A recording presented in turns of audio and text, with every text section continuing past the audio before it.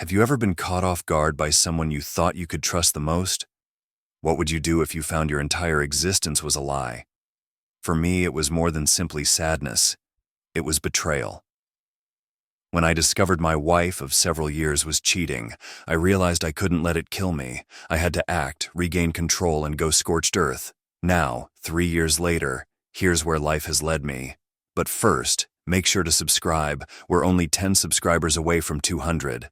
Let's get started. We recently filed for divorce from my wayward wife, who is mired in an affair.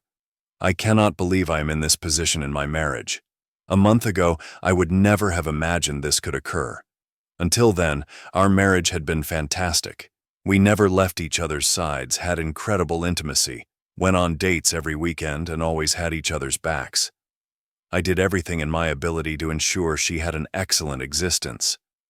My wife began an emotional affair with a man she met at the gym after only 2 months of knowing him. Fun fact, this guy has 3 distinct gym memberships at various locations. I challenged her about it, but she refused to quit seeing him. She told me she loved him. They exchanged romantic texts and nudes. She suddenly said that she hadn't loved me in a long time and that her affair partner made her feel like a woman. The love we shared felt genuine until this guy entered the picture. She's changed since dating him. Chilly, resentful, and uninterested in me. I spent 2 weeks doing the pick-me dance, expressing my love for her and fighting for our marriage. Finally, I urged her to choose between him and me. What was her answer? I don't know what I want. That was it for me. I stormed out of the house, moved in with my parents, and notified her and my family of the issue. I also approached her affair partner's girlfriend. When she found out, she yelled at me, pushed me, and threw things. She told me we were done and that we had no hope. Nevertheless, the affair continued. She and her affair partner feigned to quit seeing each other so that his girlfriend would not leave. Why doesn't he leave his girlfriend if they're in love? I discovered communications in which they discussed what their offspring may look like, went on public dates, and escalated their physical relationship. That's when I said enough and filed for divorce. The papers will catch her off guard in 10 days. She won't expect this from me, but it must happen. On the day she served, I intend to go nuclear. I'll inform both families what she's been up to, present evidence of the affair, and entirely cut her off. That includes canceling her gym membership, disconnecting our funds, and forcing her to relocate out of the house. I'm frightened of how this will all turn out, but I know it's the only way to clear the air and show her that I won't settle for being her second option. I hope this wakes her and gives our marriage another shot, but I'm prepared for the worst. In my state, spouses must separate for 6 months before their divorce may be formalized. If she does not get back to me within that time frame and make the necessary modifications, I will know nothing is left to preserve. I thought I had quit doing the pick-me dance about a month and a half ago, but now I find I am still doing it. I had this dream that issuing her divorce papers would jolt her up. It did not. She was grateful for the divorce. In my state, after the initial application, the couple must separate for 6 months before the processes may commence. To avoid upsetting others, I chose not to go entirely nuclear. Listen to people who advise you to divorce a cheating spouse while they are in the midst of an affair to obtain a better deal. She let me keep the house, dog, and anything I wanted. She also consented to sign an injunction stating that she could not pursue me for spousal support. She moved out today. It was definitely the most bittersweet moment I've ever had. Have you ever been through something so traumatic that it feels like a piece of your soul is being ripped away? That is how the final 2 months of living with my wife felt. On the one hand, it was difficult to live under the same roof with someone who clearly despised me and couldn't abide being around me. On the other hand, it feels like a significant chapter in my life has come to a close. I cried when she finally left the house for good. Hard. But I know it is all for the best. Her affair partner and her are still sneaking around, and he has not abandoned his girlfriend. She's neck-deep in the fog, absolutely innocent, and it's astonishing how much infidelity alters a person's entire identity. We were together for 10 years. She was my best buddy. We had so many ideas for the future, but when her affair partner entered the picture, she could barely stand me. It felt like I had become the villain in her story, even though I had been misled. I've accepted the possibility that she has always been a covert narcissist. I was a broken mess. I couldn't eat or sleep, so I spent much time lying in bed. But I've gone far in the last month and a half. I am starting to feel like myself again. I still regret what was, or may have been, but those memories no longer occupy my attention. Individual counseling has been a game changer for me.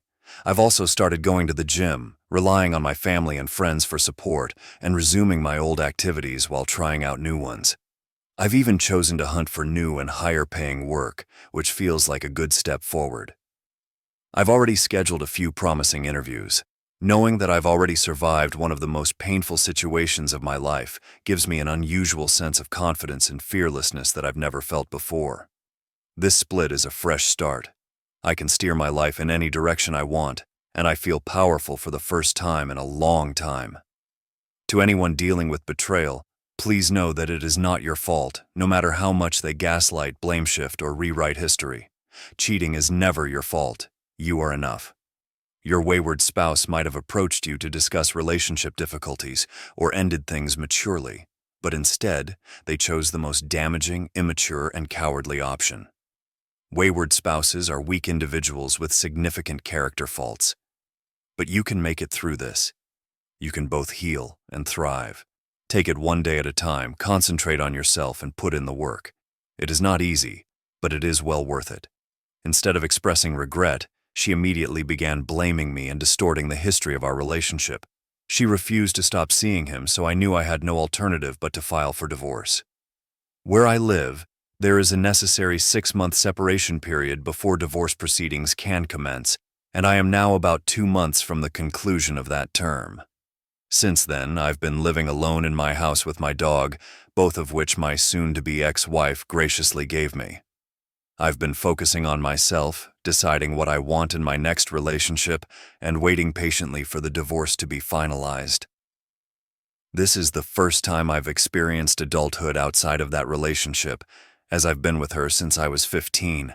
I am now 25, and living alone, doing whatever I want, and answering only to myself has been an incredible experience. Overall, my healing process has been going quite nicely.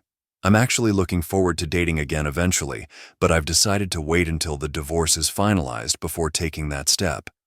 I'd rather not have the awkward, technically I'm still married conversation with anyone interested. Yesterday, I realized I'd reached a significant milestone in my path. I no longer care what my soon-to-be ex-wife is doing or her future. Looking back, I realized I had felt this indifference for several weeks. This is 180 from where I was only 7 months ago. I could not eat, sleep, or concentrate at work. I was in a constant state of anguish, mired in the reconciliation fog. After some time apart, the fog lifts, and you notice all the warning signals you ignored during the relationship. I now realize what a wonderful spouse I was and how much I was being taken advantage of by someone who did not love or respect me. I'm so glad I'm getting divorced from someone who turned out to be a complete loser. My advice to anyone healing from adultery remains unchanged. Focus on yourself. Spend time doing things you enjoy, passionately pursue your hobbies, and rely on your family and friends to strengthen those bonds. Imagine the person you want to be and work hard to make it a reality. That is what I have done, and since the break, people have told me that I am more confident than I have ever been. Remember that nothing warrants being cheated. Never blame yourself or take them back. Someone who loves you will never cheat on you. Everyone who has gone through this anguish deserves someone who truly loves them, and I believe we will all find that someone in time. My soon-to-be ex-wife's affair partner appears to have had a falling out with his girlfriend. After 8 months, it seems my ex has graduated from being a side chick. She began posting images of herself and her affair partner together on social media last week, and she has been doing it frequently. It isn't surprising. When we were together, she worked tirelessly to make us the most popular couple on social media. I haven't checked her social media, but a family member informed me about the photos. I caved and took a look, which was clearly a mistake. So how am I feeling about it? Since we aren't technically divorced yet, it set me back a little. Over the weekend, I felt some anger and grief sneak in. But here's the thing. I realized something significant. Seeing colleagues and acquaintances I respect love their photos made me realize that no one else is concerned about this cosmic injustice in my life. Most people do not know the whole story, that she cheated on me. Except for this sub and those closest to me, no one else knows or needs to know, and I've had to make peace with that. Fortunately, I'm mostly back to feeling disinterested because thinking about them and their relationship does nothing for me. Their official dating status has no bearing on my ongoing self-improvement journey. Now, what about their relationship? There is a lot to ponder. Their relationship was founded out of infidelity. Thus, trust will never entirely exist. After 8 months of sneaking around and lying to the affair partner's fiancé, they made it official. He's already divorced with 3 children, and let's be honest, he probably has a history of adultery. My ex-wife has severe codependency issues, and she is only 24, while he is about 10 years older and has 3 children. I can't think she'd want to be a stepmother. It will implode within the next year or 2, but that is no longer my concern. I've chosen not to let this occupy any more brain space. I blocked her on all social media, and after the divorce is finalized in October, I will also block her phone number. I'm excited to resume dating when the time is perfect, and I'm confident I'll find a far better suited partner. Meanwhile, all I can do is move forward. I'll keep working on myself, remaining busy, pursuing interests like music, relying on my family and friends, and giving my all at work. So far, it's been working great, and I'm confident I'll come out stronger than before. It's been nearly 4 years since everything came crashing down in January 2021, and my separation and divorce were the best things that ever happened to me. They allowed me to grow in ways I could not have anticipated. Career. I became a professional and social rock star at my job. As a result, I met a dozen new lifetime friends and now earn more money than I ever imagined. Travel. I've traveled more in the last several years than ever before, including a dream vacation to Japan that came far sooner than I expected. Dating. When I began dating again, I was astounded by how much fun I had and how many extraordinary individuals were out there. Within a few dates, I discovered some people are far better for me than my ex ever was. Then, I met the most loving, supportive, and stunning lady I've ever known. We've been dating for nearly a year and will move in together this summer. My relationship with her is very different from that with my ex. She challenges me, encourages me, and loves me wholeheartedly. For the first time, I've met someone who recognizes me for who I am. I've blocked my ex on everything for over 3 years and have never seen her publicly. She did not even bother showing up for the divorce proceedings. According to what I've heard, she's still with her affair partner and even has a child with him. I've also learned that she no longer has any of her old friends. One of her former friends approached me at a wedding and told me they hadn't spoken to her in years, and when they found out what had happened to me, they were appalled. It was comforting to hear, "You didn't deserve that." I'll never forget what happened, but I honestly have no ill will toward her or her affair partner. If it was meant to be, I am delighted for them. I have no desire to contact her again, but I wish her well. Advice for people dealing with infidelity. While going through it, I didn't want to trust what most folks here told me, but looking back, they were correct. If you're in this situation, follow their counsel. Most folks who post their stories here have previously recovered and understand what works. You'll hear this advice repeatedly and with good reason. Work on yourself. It is the quickest way to heal. Invest in your hobbies. Rediscover your favorite activities or start a new one. Prioritize your relationships. Make time for your family and friends, make new pals, and reconnect with who you were before the relationship. Focus on personal development. Imagine the best version of yourself and strive to become that person. When I first shared my story, I was in a very low place, darker than I admitted in my blogs or comments. I had significant suicidal thoughts at the time. But if I can get through it and emerge out the other side, I guarantee you can too. Yes, time heals all wounds, but the speed at which you heal is up to you. Taking the appropriate steps, focusing on yourself and your development, will significantly hasten the process. If you have questions, need assistance, or want to communicate, my comments and DMs are always open. You are not alone in this, and a brighter future awaits you on the other side. Keep going. You'll get there. That's all for today's video.